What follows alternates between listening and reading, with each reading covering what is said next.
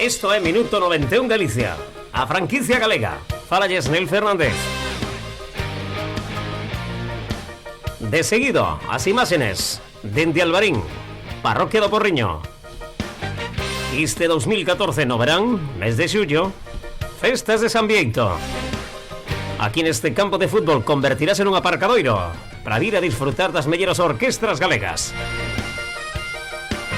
Fixemos un barrido cas nosas cámaras polo bar, donde se estaba a comer callos, dentro de pouco fabada.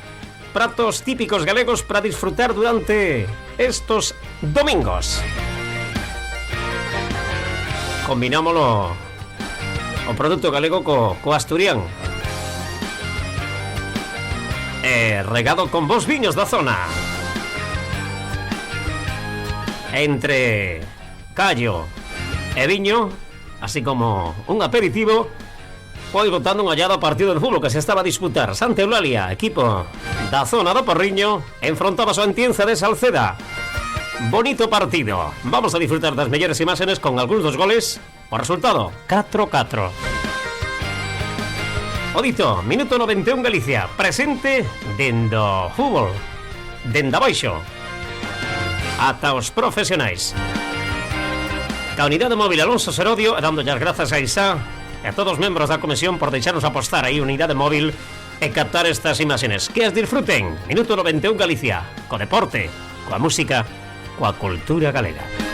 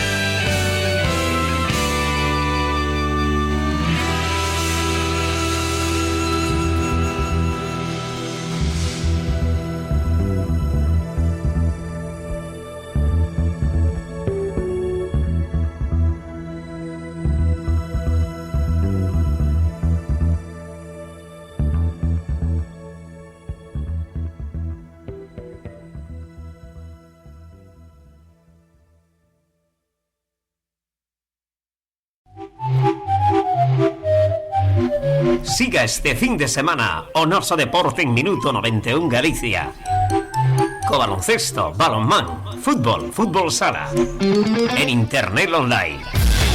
Minuto 91 Galicia. Cada día, máis deporte.